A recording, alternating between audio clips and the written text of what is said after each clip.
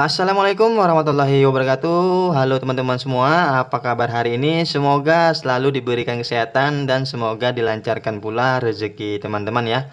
Amin, amin ya robbal alamin.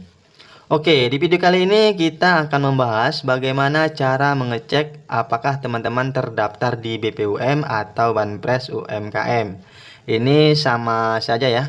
Kalau BPUM itu singkatan dari Banpres Usaha Mikro, Banpresnya itu Bantuan Presiden. Nah, kalau Banpres UMKM singkatan dari Bantuan Presiden Usaha Mikro, Kecil dan Menengah. Seperti itu ya. Ini sebagai tambahan saja, mungkin salah satu dari teman-teman masih bingung nih, apa itu BPUM maupun UMKM. Nah, jadi teman-teman, ini merupakan video kedua kami membahas terkait Banpres UMKM.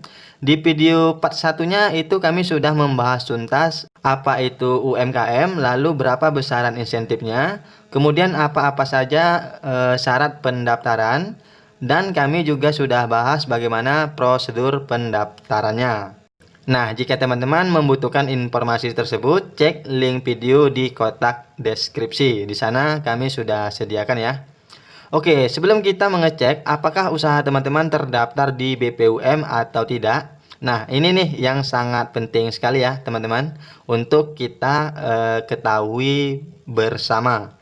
Agar nanti setelah kita melakukan pengecekan, teman-teman tidak bertanya-tanya lagi nih, kok saya tidak terdaftar, kok nama saya tidak ada, padahal saya kan ada usahanya. Nah, ini nih teman-teman yang akan kita bahas.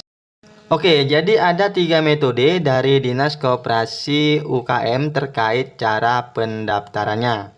Yang pertama, pendaftarannya itu diusulkan dari desa atau kelurahannya masing-masing. Jadi, orang desa atau kelurahan yang mengusulkan data-data masyarakatnya yang memiliki usaha selama pandemi dan usaha tersebut masih berjalan sampai saat ini. Lalu, data-data tersebut diberikan ke Dinas Koperasi UKM, dan Dinas Koperasi UKM inilah yang memutuskan apakah teman-teman berhak mendapati atau tidak dari BPUM ini. Metode pendaftaran seperti ini tidak berlaku nasional, tetapi tergantung kebijakan Dinas Koperasi UKM di setiap instansi atau daerah masing-masing. Nah, jadi sedikit gambarannya seperti itu ya, teman-teman sekalian. Lalu yang kedua, pendaftarannya dilakukan secara mandiri atau secara offline. Nah, bagaimana nih Bang secara offline? Oke, kita akan bahas.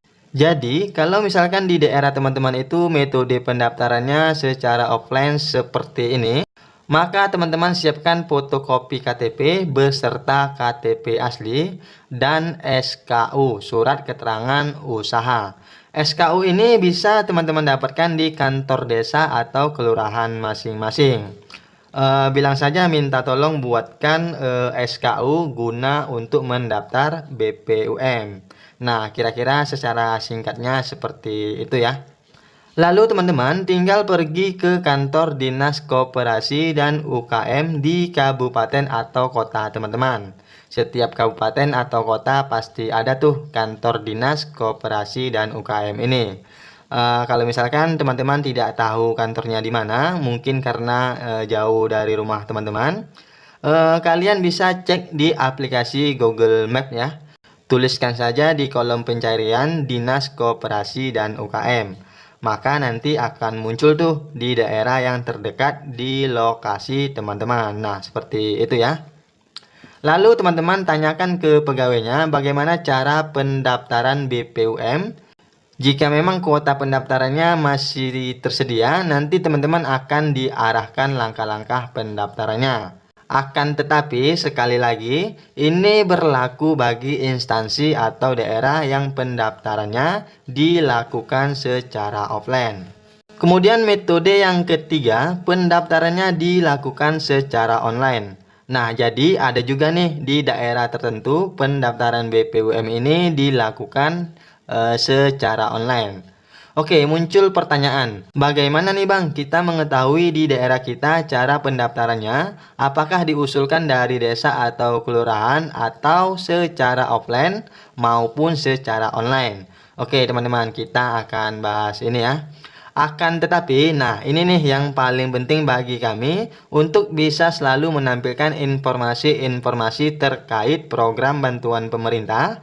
Kami mengajak nih teman-teman untuk support terus channel ini dengan cara teman-teman cukup klik like, subscribe, dan bunyikan loncengnya agar nantinya teman-teman tidak ketinggalan update terbaru seputaran program-program bantuan dari pemerintah. Nanti ada juga tuh GPS Kemnaker. Kami juga sudah bahas tuntas tentang GPS Kemnaker. Teman-teman bisa cek link videonya di kotak deskripsi. Oke, kita lanjut. Untuk mengetahui dengan metode apa cara pendaftarannya di daerah kita masing-masing. Oke, yang pertama, kita lakukan pengecekan data terlebih dahulu di website IPOM BRI BPUM. Nah, sekarang kita sudah masuk ke pembahasan sesuai judul ya.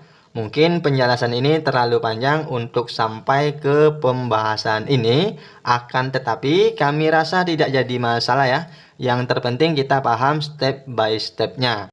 Agar setelah melakukan pengecekan kepesertaan BPUM, nanti teman-teman tidak bingung lagi nih. Kalau misalkan data teman-teman tidak muncul ataupun muncul. Seperti itu ya. Oke, sekarang kita buka browser atau Google Chrome. Di handphone ataupun di komputer juga bisa ya. Lalu ketikkan di kolom pencarian ipom.bri.co.id/BPUM. Nah, yang ini ya. Nanti kami sertakan juga di kolom deskripsi. Teman-teman nanti tinggal mengklik saja di deskripsi.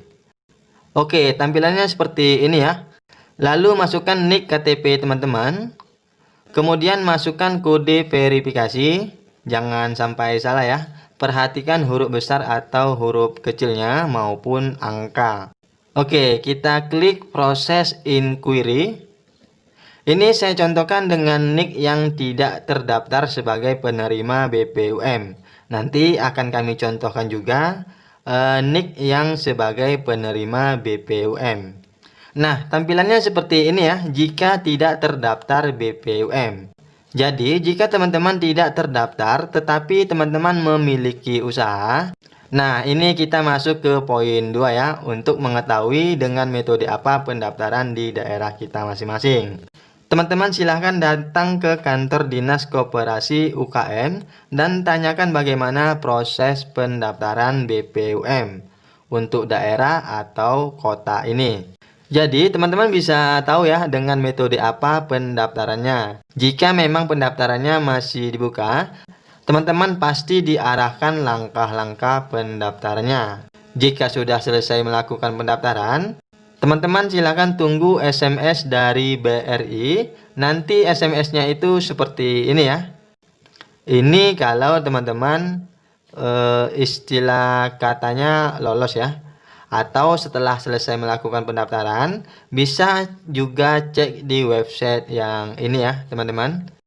Jadi berdasarkan pengalaman teman saya, 1 bulan setelah melakukan pendaftaran baru menerima SMS ataupun status di websitenya muncul sebagai penerima BPUM. Tetapi teman-teman bisa cek secara berskala ya, tidak harus menunggu 1 bulan. Oke, saya coba nih ya, masukkan data yang sebagai penerima BPUM. Nah, ini punya keponakan saya, dia sebagai penerima BPUM. Cerita dia tidak ada melakukan pendaftaran, awalnya dia hanya iseng-iseng saja untuk mengecek di website ini. Dan hasilnya muncul sebagai penerima BPUM. Wow, rezeki banget ya. Yang namanya rezeki siapa yang tahu ya teman-teman. Yang terpenting kita usaha terlebih dahulu untuk mencapai apa-apa yang kita ingin dapatkan. Nah, jika teman-teman dinyatakan sebagai penerima BPUM seperti ini, maka tinggal melakukan proses pencairan di kantor BRI. Akan tetapi dilakukan verifikasi data terlebih dahulu. Cukup menggunakan eKTP teman-teman. Oke, kami rasa cukup jelas ya pembahasan yang lumayan panjang. Semoga berhasil, semoga sukses buat kita semua. Jangan lupa share juga video ini ke teman-teman kalian, grup WhatsApp, Facebook, dan media sosial lainnya.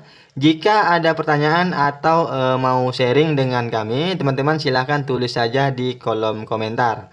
Insya Allah ya teman-teman, kita akan sharing di sana.